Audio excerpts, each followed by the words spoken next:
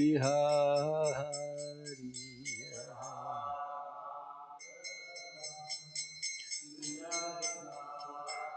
Jaya Gopi Jana Vallabha Girivardhari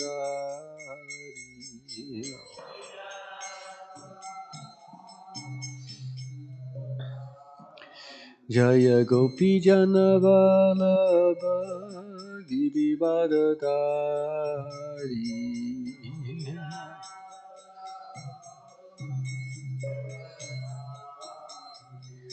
Yashodanandana Vraja Janaranjana Yashodanandana Vraja Janaranjana Chamuratira Vanachariya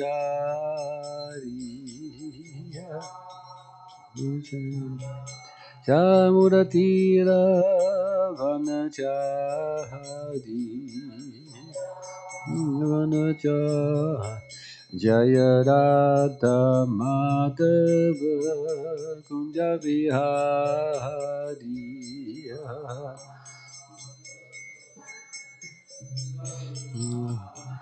Jaya Radha Madhava Kunja Vihari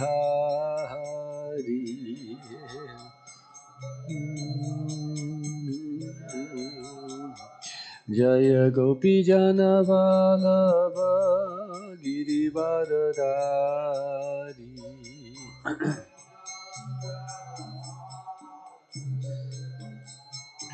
Jaya Gopi Jana Vallabha Girivardhari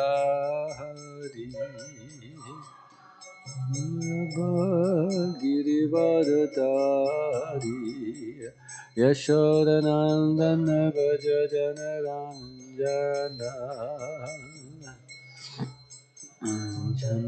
Yashodanandana Vraja Janaranjana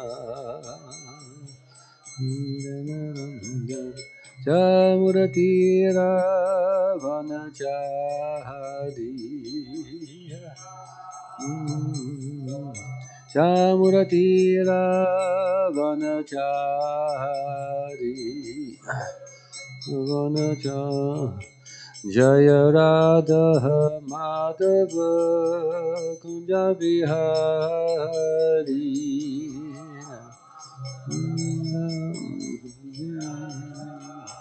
Jaya Gopi Jana Vallabha Girivardhari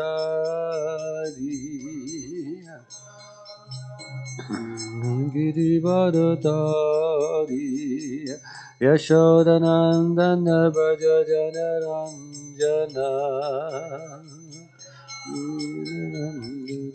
Jamuratira Vanachari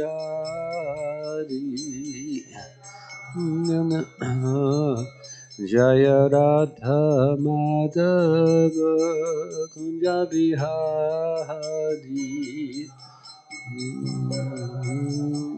Kunja Vihari Jaya Radha Madhava Kunja Vihari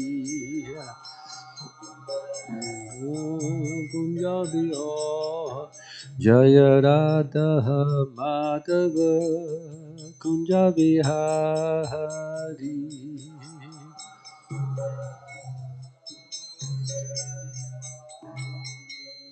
Gaura Premanande Haribo Jaya Vishnupad Paramhamsa Raja Katave Ashto Sati Divine Loving Grace C. Bhaktivedanta Swami Srila Prabhupada Ki Jai Ananta Kota Vaishnava Vrinda Ki Jai Namacharya Shaividas Thakur Ki Jai Hem Shri Shri Krishna Chaitanya Prabhu Nityananda Shri Advaita Gadadhar Shiva Sari Gaura Bhakta Vrinda Ki Jai Nitai Gaura Premanande Haribo All glories to some devotees All glories to some devotees All glories to some devotees All glories to Shri Guru and Shri Garanga All glories to Srila Prabhupada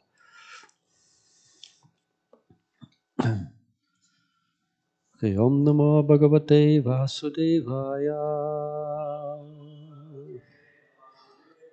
Om Namo Bhagavate Vasudevaya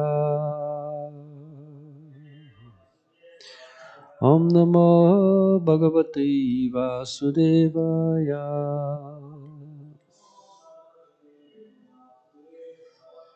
Okay, Hare Krishna. So today we're reading, continuing, or you are reading from, we are reading from Canto 10, Chapter 82.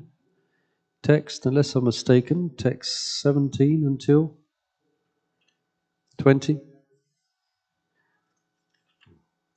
23, 26. Yeah, okay. So we have text 17 on the board, I think. Okay, so let's repeat that together. Then we'll read through the other verses. Prita Britrin Shashi Viksha Tat Putram Pittaro Api Bhatri Patni Mukundam Cha Chuho Sankataya Suchaha Pita Bhatrin Shashi Viksha Bhatrin Shashi Viksha Tat Putram Pittaro Api Pittaro Bhatri Patni Mukundam Cha Chuho Shankataya Suchaha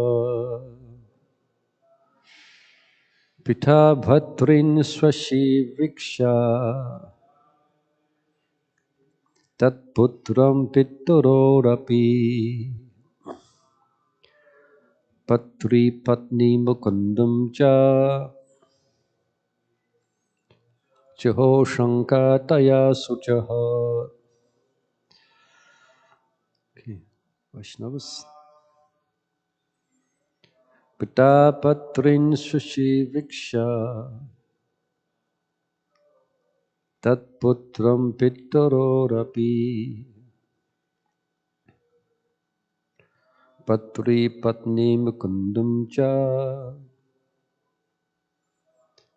Chuho Shankataya Suchaha. Okay. Word to word and translation and purport by disciples of His Divine Loving Grace, A.C. Bhaktivedanta Swami Srila Prabhupada Ki Jai. Okay.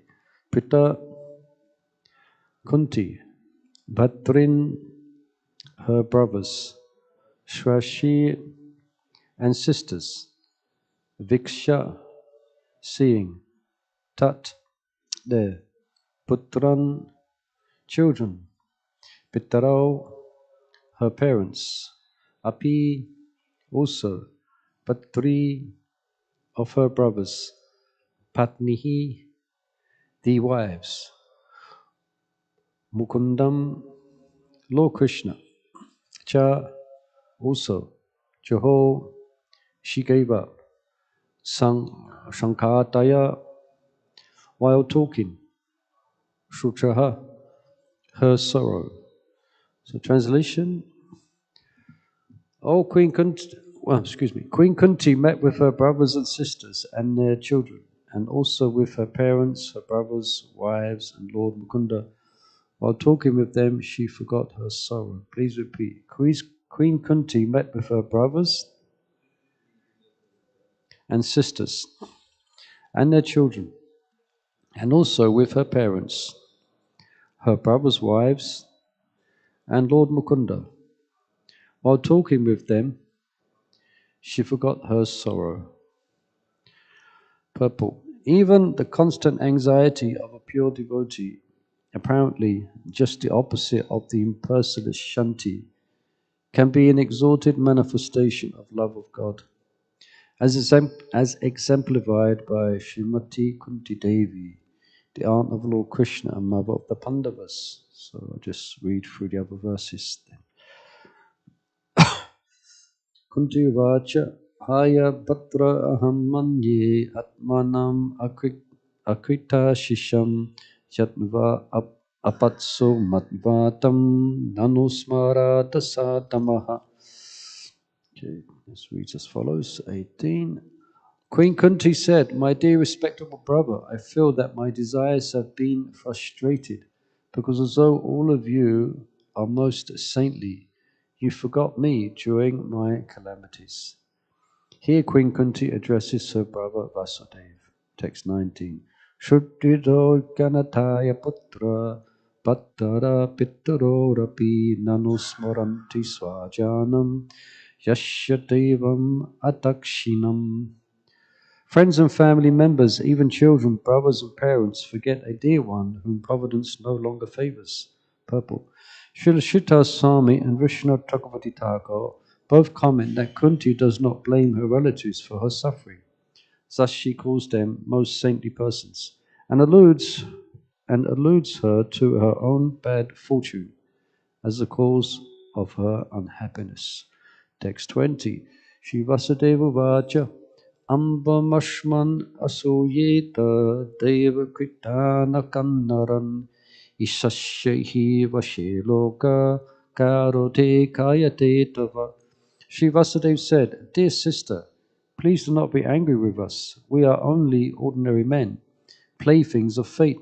Indeed, whether a person acts on his own or is forced by others, he is always under the Supreme Lord's control. Text 21. Kamsa pati pita save vayam yata disham atihi eva punashtanam deva nashatita shvashaha.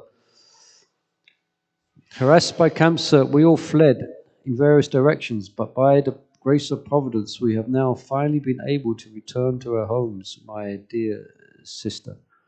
Shisuka Uvacha Vasudevo Krasan Adyai Yadubishte Richa Nipaha Ashan Achuta Shandasa Paramananda Nivritaha.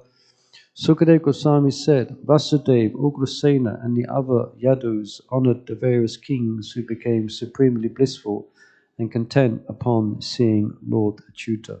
And finally, text 23 to 26. Bhishma Drona Ambika Putro Gandharisha Shutaratata Sadara Pandava Kunti Shanjayo Vidura Kripaha Kunti Boja Viratascha Bhishmako Nagna Jinmahan Purichitro Padashalyo Drishtaketu Saki Shirat Damogosho Damagosho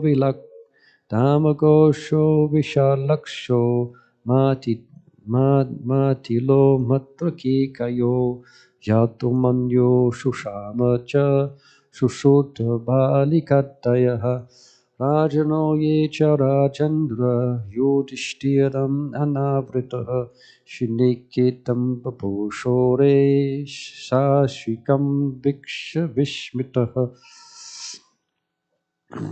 Translation in purport reads as follows. All the royals present, including Bhishma, Drona, Dhritarashtra, Gandhari and her sons, the Pandavas and their wives, Kunti, Sanjaya, Vidura, Kripacharya, Kunti Bhoja,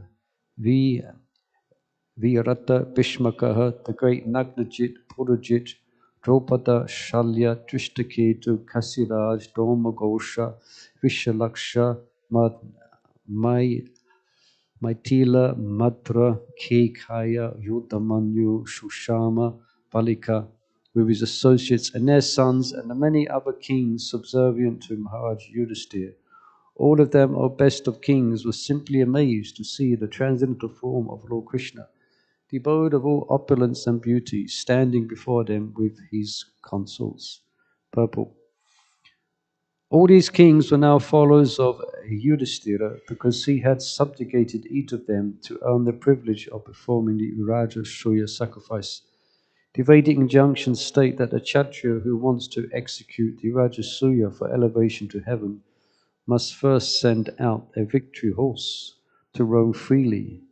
Any other king whose territory this horse enters must either voluntarily submit or face the Kshatriya or his representatives in battle. Om Jnanatam Gananjana Salakaya Chakshu Militam Yena Tasmai Shri Gurave Namaha Jaya Sri Krishna Chaitanya Prabhu Nityananda Shri Advaita Gadadhara Shiva Sari Gaura Bhakta Vrinda Hare Krishna Krishna Krishna Hare Hare Hare Rama Rama Rama Hare Hare Nama Om Vishnu Padaya Krishna Vastaya Bhutale Shrimati Bhakti Vedanta Swami Namane Namaste Saraswati Devi Gauravani Pachalini Nivasisha Sunyavari Pashtatara Satani Jai Shila Prabhupada Ki Jai. Hare Krishna. First of all, my apologies. There was probably someone else was lined up to give class today. And then the Srimad Kavacha enthusiastically insisted I give class. So please, my apologies to whoever's already prepared for the class. Thank you for your mercy, allowing me to speak something on the Srimad Bhagavatam. And Srimad Bhagavatam is in essence, is what's been described here. It's in essence is Shravanam Kirtanam Vishnu. It's hearing and chanting about the wonderful glories of Krishna. Yeah? And this is here, this is what we see. This is the joy of the Pandavas. This is the joy of the Rishnis. Krishna is moving amongst them personally. And Krishna, being the Supreme Personality of Godhead, is attracting all their attention and also attracting all their emotions. And as described here, there is a variety of emotions. It's mentioned in the first purport. There's a variety of emotions that the Lord's devotees experience in relationship to the Lord. And the Lord is very expert at churning these emotions, creating further attachment, sub-attachment, and different varieties of anxiety, which is often expressed in ways which may be incomprehensible to us. So in other words, the Yadavas and the Pandavas and the devotees in the Lord, they go through in their own personal lives, they often go through great turmoil, great reversals, especially we see in the life of the Pandavas. Yeah. They are the sons of gods themselves, as we know the history of the Mahabharata. Did they commit any sinful activities? No. Maharaj Yudhishthira wasn't even capable of thinking of a sinful activity, let doing a sinful activity. But they was put through so much tribulation. Yeah. Everything was taken away from them. Yeah. Everything at one point. Yeah. It's okay if you don't have anything. There's nothing to take away. If you're a sadhu in a forest, someone may take your kamandalu. Someone may sit in your spot where you're going to do your bhajan, But if you have a kingdom, and with a kingdom comes palaces, with palaces comes treasury, with a kingdom comes wives, comes followers, comes unlimited adoration, unlimited wealth, unlimited reputation. At one point, Krishna took everything away. Yeah. Everything was taken away from them. Ultimately, as we understand, by the supreme orchestrator. You could say the supreme orchestrator of loving emotions. Krishna took everything away. Also, he did the same to Maharaj Parikshit, that wonderful story of the whole unfolding of the speaking of the Srimad Bhagavatam by Sukadev Goswami. Yeah, Maharaj Parikshit, one day he had everything. The next day he was set to lose everything. Yeah? This is the way of the world. And Maharaj Parikshit mentions there, this is the ways of the world. Who's to know what's going to happen tomorrow? Yeah? Whatever we have now, we may not have tomorrow. Yeah? Maharaj Parikshit, he was faced, all of a sudden, he was faced with just 7 days to live. Yeah? No doubt he was not planning that. He had gone out on a hunting exhibition, isn't it? And we know the story. And unbecoming such a great soul as Maharaj Parikshit, he'd become overwhelmed with thirst and felt himself to be insulted. Yeah. by the name of the rishi. His son is Shringi, and the rishi is Shomaka Rishi. No, not Shom. Huh? No, not Shonaka Rishi. You can look on Google it, check it out. Yeah. But anyway, he was cursed by his son, Shringi. Yeah. So this is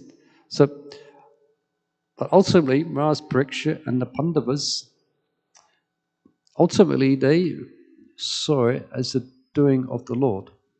Yeah. As the workings of the Lord. And sometimes it's not easily appreciated, the Lord's doing in our lives. Sometimes it's more appreciated in retrospect. What is it? Retrospect, where you look back on events that have unfolded in your life.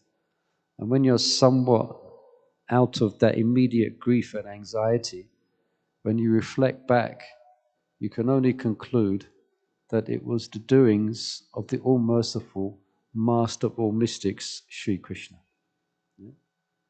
And this was also in Queen Kunti's praying here, or Queen Kunti is mentioned here, the aunt of Lord Krishna. Yeah, and she had first-hand experience. Kunti Devi, she is the mother of the Pandavas. And because the Pandavas went through so much, then she went through so much, the anxiety in regards to her sons. Yeah. But ultimately, her prayer, as it comes out here actually, Vibhadu Santata Shasvat Tattva Tattva Jagadguru Bhavado Dasanam Dasyat Apurna Bhavadasanam. You know that verse? Vibhadu Santata Shasvat. That when she considers all the reversals that she faced, and she faced quite some reversals, yeah. Every mother, in one sense, she's very attached to her sons, no doubt, lovingly attached, but she also has a deep and affectionate for her grandsons as well, isn't it? Mothers have a very affectionate. But all her children, all her grandsons were killed, wasn't it? You know? Yeah. I know that's a horrific, interesting turn of events after the Battle of Kurukshetra. But she, and think of all the details of what she went through, we might be hesitant to offer that same prayer. My dear Lord, and the prayer is, whatever calamities, let those calamities come again and again. Because whenever they come, then Krishna manifests himself. Krishna is there to pacify, there to give shelter, there to give his guidance to the Pandavas. Yeah. So Kunti, she prays, because then if we see you again and again, we will never see repeated birth and death. Yeah. And it's mentioned here at the end as well, specifically, all of them, all of these kings that are mentioned, the Pandavas, their wives, Kunti, Sanjay, Vidura, etc., Draupadi, Salya, Drishtaketu. It doesn't mention Dhritarashtra, Dhritarashtra, etc. But all the devotees, all those are devoted to Krishna. Yeah. And why are they devoted? Why are they devoted to him? They are devoted to him because of his beauty, his name, his fame, his qualities, and his pastimes. So they have this. Krishna's like a magnet, yeah, drawing their attraction to him. This is also called a Shakti, where the heart is at that stage of purity, that the heart goes to Krishna without the intelligence telling it to do so. Does that make sense? When we engage ourselves, when we make the determination to think of Krishna, he said, you should always think of Krishna, and what comes next? Never forget him. Yeah. So that's a determination that we make because we're otherwise distracted. No, I always try to think of Krishna. Yeah. When we sit down to chant our rounds, then we hear that we should be attentive. So, okay, I'm going to be attentive. Yeah. That's called Vaidhi Bhakti. you know, where you're otherwise distracted, but you make the determination to follow the vidhi. That's called Vaidhi. Yeah. But the Pandavas, all these great devotees here, they're naturally attracted to Shakti. Yeah. They're naturally attracted to Krishna as it is standard here. O best of kings, all of them, O best of kings, were simply amazed. They were amazed to see the transcendental form of Lord Krishna. Yeah, so that means that form of beauty, which again, their heart is just like a magnet, like an iron filing, attracted to a magnet. Yeah. There's no other place it can go under the power of the magnetic force of the magnet, isn't it? I used to play with magnets when I was small. Actually, I still do. Amazing things. Well, that's iron fire. They follow. Yeah. So this is hopeful. So this is the devotees there. All of them are amazed to see all what they've been through, all the tribulations they've been through. Yeah. The most prominent thing in their hearts is not that they were hard done by. Although in one sense, the Pandavas were very Bhishma, Nakula, Sahadev, Arjuna, they were definitely very much disturbed by the dealings of Duryodhana and co. and Dhritarashtra. But ultimately, being devotees of the Lord, they didn't have any envy towards them, ultimately. Yeah? Why? Because they've got clean heart. They are devotees. Yeah? So just like, I've gone off track of it. So that, they were very, they were, so there's no, all of them. So they're attracted from us. So a Shakti, they're attracted to Krishna. Yeah? It's just like we have a natural attraction to the material energy. You know, a boy has a natural attraction to a young girl. Young girl has a natural attraction to a young boy, or even middle-aged. Pumsasune mudini bhavam tayo mitto hridaya grantim. It's a natural attraction. So that's like a Shakti for the material energy. Yeah. So one's natural. So one is so in the same way here the devotees. Yeah, the thing, despite what they've been through, everything which they've experienced, the most prominent thing in their heart is the beauty of Krishna. That's the most prominent mark in the heart of Kunti, is Krishna's beautiful darshan. Yeah? Just like Kishori, beautiful darshan. And I must say, I didn't think I would ever get the opportunity to come here to this temple, but I'm very happy that I've come for just a short darshan, because it has a special place for me, Kishori, because they are where the worshipful deities of my spiritual master, His Holiness Srila Shivaram Swami. Yeah, and he often speaks very dearly of them.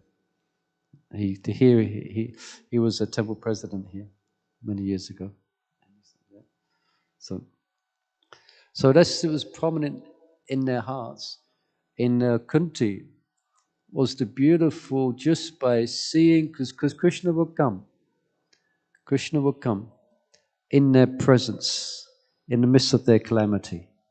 And just by seeing Krishna, even without him speaking, just seeing his beautiful lotus eyes, his beautiful smiling face, it would be like a wave of reassurance and bliss would wave over their minds and hearts.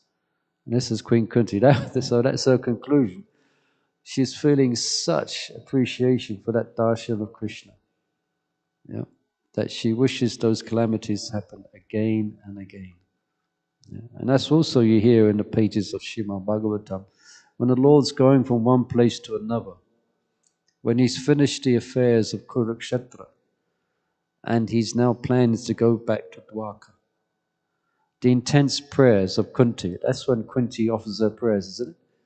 She offers these prayers which are saturated in so much love and affection.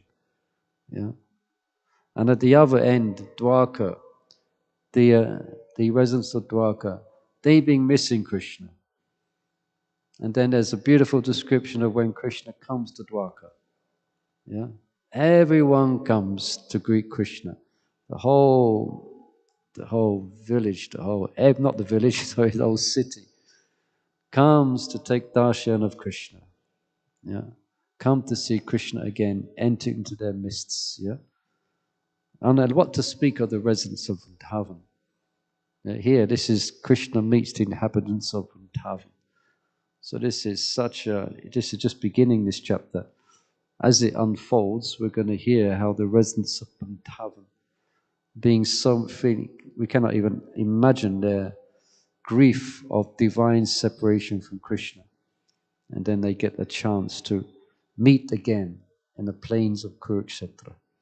Yeah, and that's quite a wonderful lila and pastime, and their exchanges of love between Krishna, Nanda Maharaj, Mother Yasoda, and then ultimately when he meets the gopis, and then ultimately when he meets Radharani.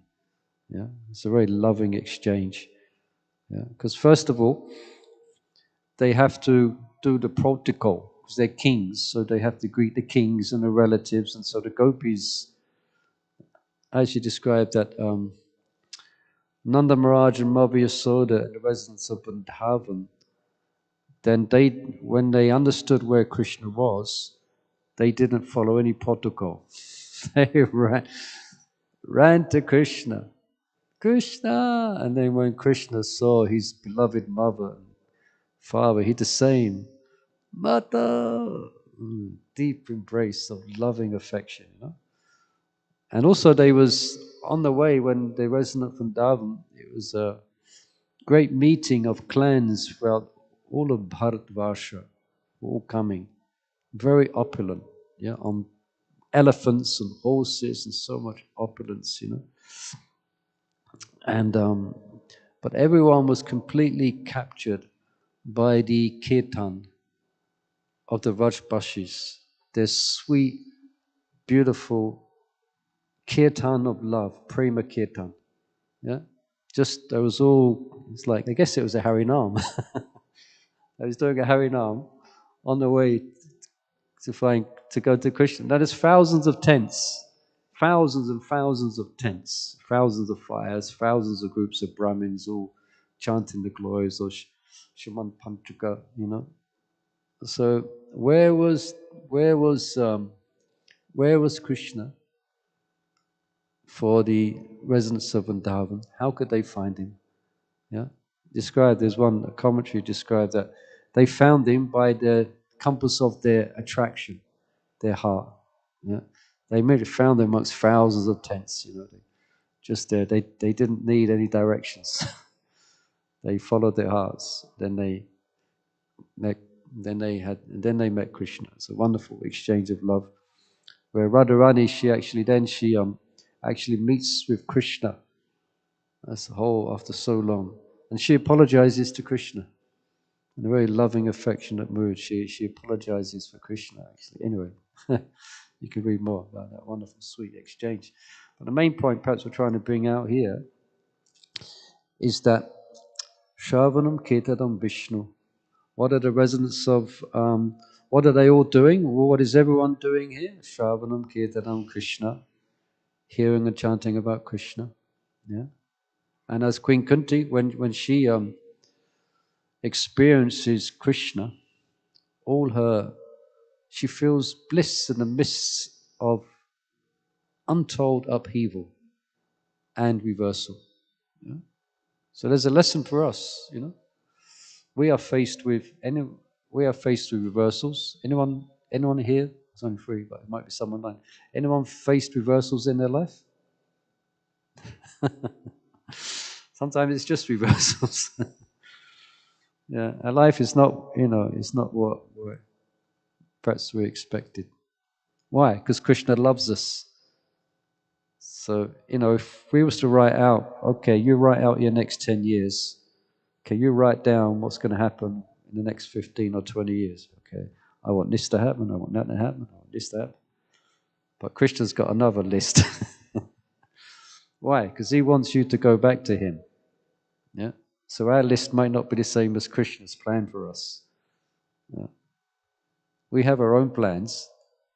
We have some vague idea, I want to do this, 5 years this, 10 years that, 15 years that. Yeah. I won't do what I said. If you tell Krishna your plans, why is Krishna smiling? Because if you tell him your plans, he smiles. So, were the Pandavas planning to lose everything? No. No. Were they planning to lose everything? No. Krishna makes his arrangement for his bhakta, for his devotees. And that's why he left Vrindavan as well, isn't it? We know that he left Vrindavan. Why did he leave Vrindavan? Just so everyone could see the loving attachment, the presence of Vrindavan. But for us, we're faced in this material world, adi bautic, adi devic, and adhyatmic miseries. Yeah. So it's not like when we get initiated, we stop suffering from adi bautic, adi devic, and adhyatmic miseries. It's not once we get diksha that's all over. No, it's not all over. Still, the adi bautic and the adhyatmic and adi devic miseries are going to come. Yeah. But the idea is when those miseries and anxieties come, we should follow in the footsteps of Kunti. We should follow in the footsteps of all the great devotees. Because where do they go? What do they do when they're faced with reversals? They go to Krishna. Yeah? So we have, every day we get an opportunity to actually go to Krishna. It's called japa. To go to Krishna and to actually take shelter. Yeah? And we can see throughout all of the Srimad Bhagavatam, especially in the 10th canto, and also throughout the Bhagavatam, that all the devotees of the Lord, could we say their lives are exciting? Well, that's like one way to put it. Yeah. Just like Prahlad Maharaj, was he put into difficulty? He was put into great difficulty. Yeah. And then what comes from that is his loving, inconceivable faith and attachment to Krishna. At least for me, is inconceivable faith of Prahlad. Yeah. Every circumstance he faced. It's not even Prahlad's quite unique because the devotees pray to Krishna in difficulty, which we should. Yeah? Pray to Krishna. Hare Krishna, Krishna Krishna, Hare Hare, Hare Ram, Hare Ram. And even when we're not in difficulty, we should pray. But Prahlad Maharaj is definitely exemplified because he had so much faith in Krishna. He was always in a pact of realization and a pact of complete faith and love in Krishna. So no matter what his father, and we know the details of that story, what his father did to him, his heart never swayed or doubted Krishna's protection. Yeah? He never doubted that Krishna would protect me. Sometimes we doubt, sometimes we may doubt. We're going to do something, we've got this plan, we've got this, and we might get a bit anxious. Will Krishna help me here? Will Krishna empower? Or will Krishna do it? Yeah? But Prahlad, he had no doubts whatsoever. Kind of innocent, such an innocent high level of absolute faith in Krishna. Because Krishna tells his bhakta, Nami Bhakti Panaya,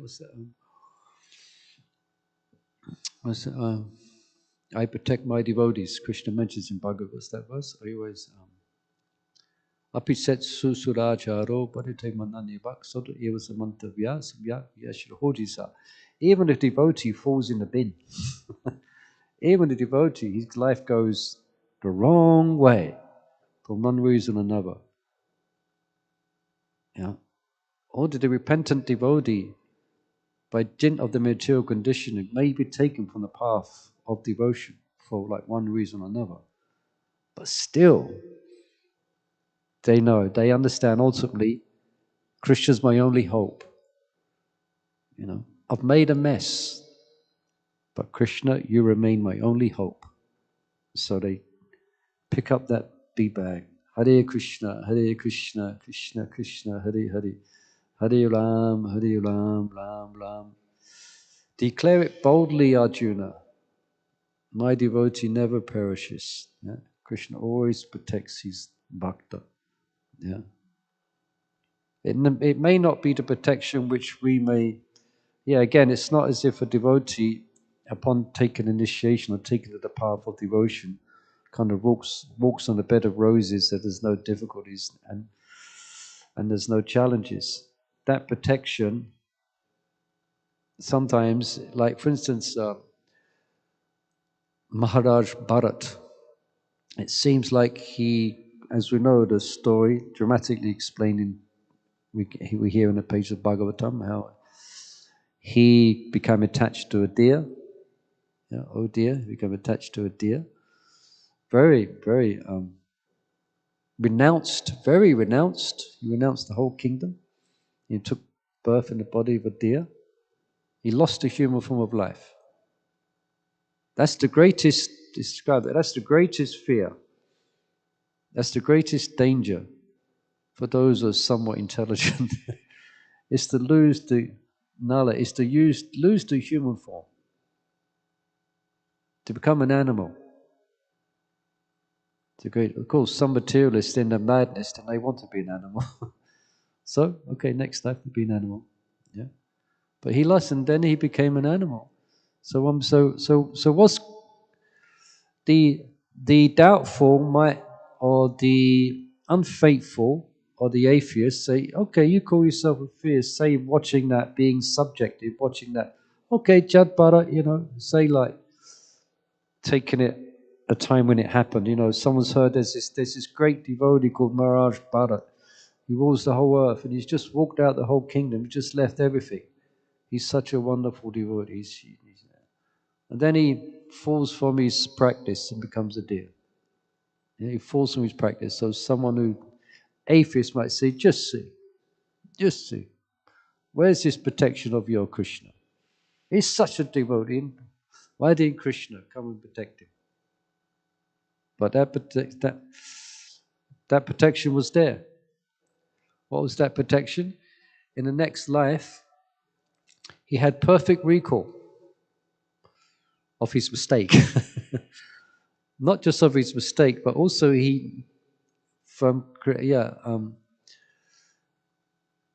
nothing is lost. Yeah, Trakvasa Dhamam Charanam Bhujam Hare. Yeah. So he still had that attachment. He still had that loving attachment for Krishna, for Vishnu, in the body of a deer. That's Krishna's protection. Krishna may not see fit to, he may, for his own purposes, for some like Prahlad, then he protected the body. But he didn't with Chad Bharat, with Maharaj Bharat. He took the body away. Yeah. But we should have no doubt Krishna's there, Krishna's protecting him. Why? Because Krishna says in Bhagavad Gita. So if someone's devoted their lives to him, externally we may not be able to appreciate that protection, but Krishna's protecting them. Yeah? Just like sometimes questions brought up, sometimes some of our senior devotees have left this world. Many have left this world. And sometimes it's like Bhakti True Swami was in a coma. Yeah, and other devotees as well. Other devotee died in a coma. So sometimes devotees, there might be a doubt.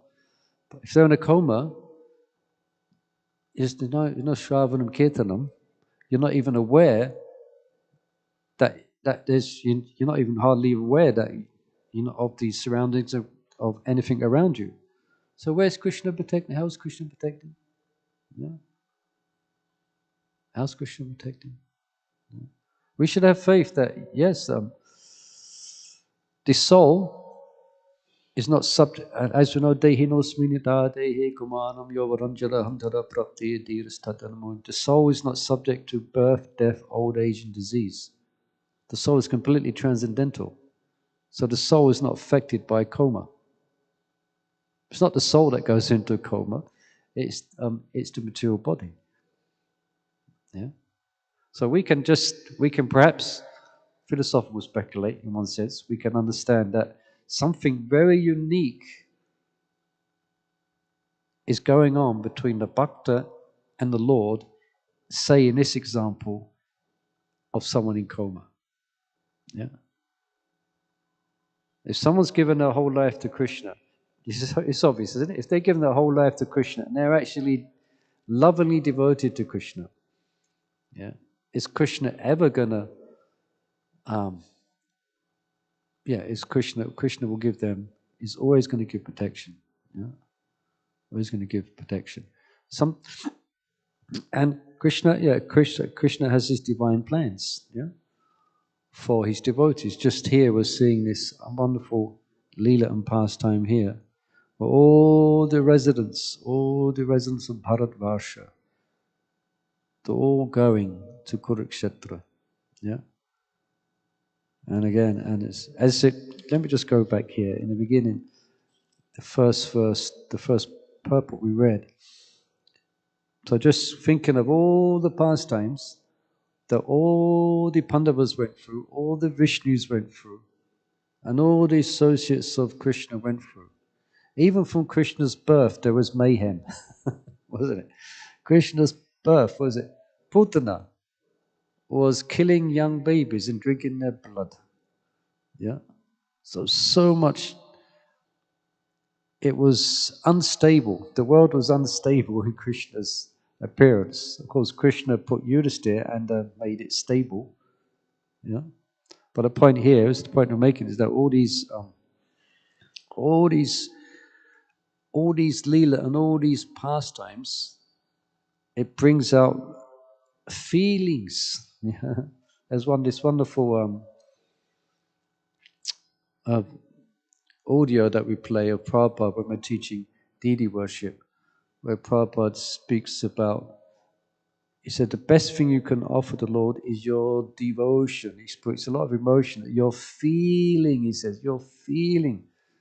You know, we offer dupa, deeper, and we offer all the items, but the best thing we can offer Krishna is our love, is our feelings, Prabhupada says, your feeling of your devotion. So there's all in here in this purport, it says here, even the constant anxiety of a pure devotee.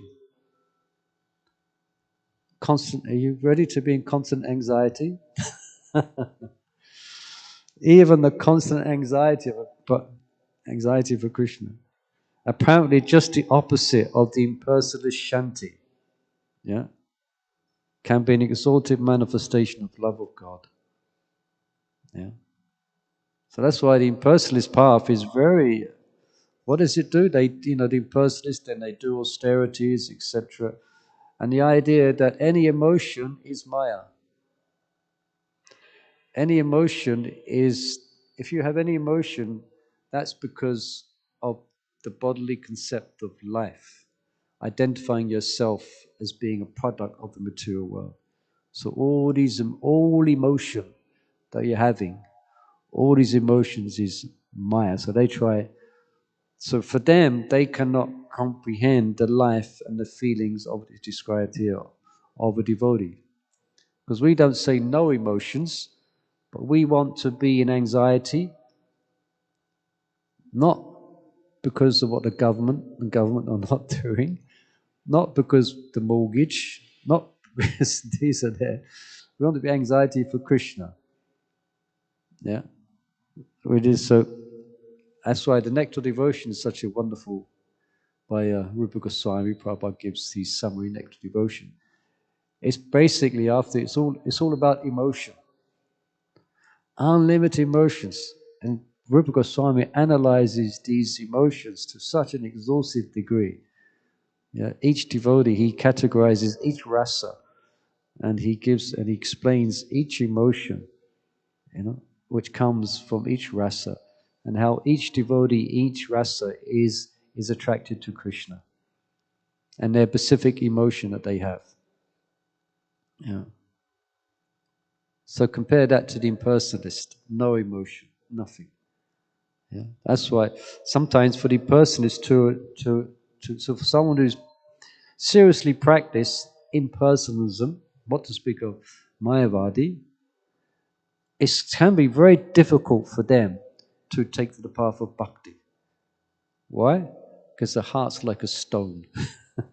They made the heart like a stone. But for bhakti, Rupa Goswami says in his Bhakti Rasamrita Sindhu, for bhakti the heart has to be soft. Yeah. But we should be careful as well. Sometimes it's not trying to create the picture here that devotees are just an emotion, of just a ball of emotion. No, devotees, these emotions may be personal. Yeah, these emotions are, but basically emotion is there. Bhakti is about emotion. It's called, what is it called? There's Chesta Rupa and Bhava Rupa. So Chesta Rupa is the activities that we do with our body. Then Bhava Rupa is the feelings that should be there, ultimately. Yeah? And here, let's just finish on this point. What's common amongst Krishna's pastimes when he's going one place to another is the feelings of separation. Yeah? This is the prominent, and this is, Lord Chaitanya is come. He's come to show us how to practice bhakti, and there's a mood that we practice bhakti. Even for the beginner, it's good to try and develop this mood of feeling separation from Krishna. Okay, not like the residents of Vrindavan, but this is the mood, as Prabhupada said, like a child crying for its mother. Yeah, so not worried. Okay, in the beginning, Hare Krishna, Krishna Krishna, Hare Hare, Hare Ram, Ram Ram, Hare. Okay, but has to be a mood that's there, calling out, feeling for separation. Yeah, and if you have that mood, then that's the idea. This is so Bhava Rupa. So anyway, I'll stop there. Any questions or comments on these points? Hare Krishna. I presume we stop at half past 8. Hare Krishna. Looks like you're being forced to ask a question. Thank you so much for Hare the Krishna. beautiful class, and thank you so much for Hare Bol. visiting Kishore Kishori. Can you share some practical tips for us as practicing devotees on how to increase our attraction and attachment towards the deities?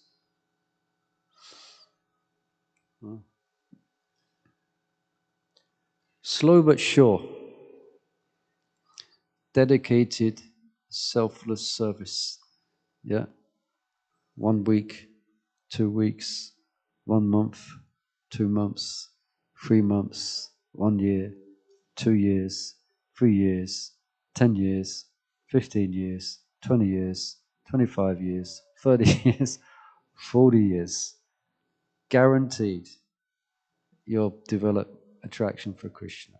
Steady, loving service. Yeah? Steady, loving service. Then naturally you'll feel attracted to the Lord, Yeah. There's no magic tricks. It is exactly what Prabhupada gave us, to come before the Lord every day and to take darshan, to render service to Him. Despite the difficulties sometimes, it's not always easy to get to the temple or maybe busy or something, so much going on. But if we try and make time to come before the Lord, to come and do our service, despite what Maya may throw at us, then Krishna will become affectionate to you. Yeah? Well, he is affectionate, but he will show that affection to you if, despite everything, you're doing your service year after year. Mm-hmm. I'll show you the experience. Yeah. Okay. Nishanka Vasha Prabhu, anything freelance. Okay, thank you for your kind attention. We'll stop there. Kantara Srimad Bhagavatam ki jai. Shishi Gonitai ki jai. Jagannath Baladev Sabhatra ki jai. Kishori Kishori ki jai. Shishi Kishori. Gaura Premanande Hare Krishna.